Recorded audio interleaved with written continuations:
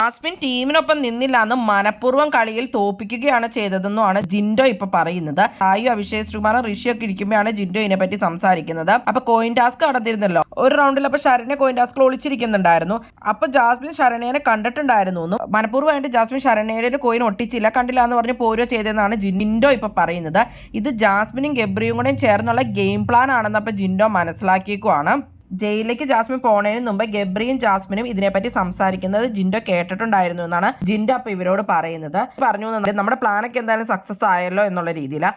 അപ്പൊ ജാസ്മിൻ പറഞ്ഞു ഉവ്വ. അപ്പൊ ഗബ്രി പറയുന്നത് ഇനി ക്യാപ്റ്റൻ ആയി കഴിയുമ്പോൾ നീ ഞാൻ പവർ റൂമിലേക്ക് കയറ്റാം എന്നൊക്കെയുള്ളത്, നീ വിഷമിക്കൊന്നും വേണ്ടെന്നൊക്കെയാണ് ഗബ്രി ജാസ്മിനോട് പറഞ്ഞത്. അങ്ങനെ ഈ ടീമിനെ തോൽപ്പിക്കാനായിരുന്നു അപ്പൊ ജാസ്മിൻ ശ്രമിച്ചതെന്നും ജാസ്മിൻ അല്ലാണ്ട് ഗബ്രിയുടെ ടീം ജയിക്കാൻ വേണ്ടി തന്നെയാണ് കളിച്ചത് എന്നുള്ള രീതിയിലാണ് ജിൻഡോ അവിടെ സംസാരിക്കുന്നത്. അപ്പൊ സായി പറയുന്നുണ്ട് ആ രീതിയിലും വേണേ ഈ ഗെയിം കളിക്കാലോ, ടീമിന് നഷ്ടം പറ്റി പക്ഷെ എങ്ങനെ വേണേലും ഗെയിം കളിക്കാലോ എന്നുള്ളത് സായി പറയുന്നുണ്ട്. അതിനുശേഷം നന്ദനോടും ജിൻഡോ ഇതിനെപ്പറ്റി സംസാരിക്കുന്നുണ്ട്. അപ്പൊ നന്ദന പറയണ്ട അവരെങ്ങനെയെങ്കിലും ഒക്കെ കളിക്കട്ടെ എന്നുള്ളത്.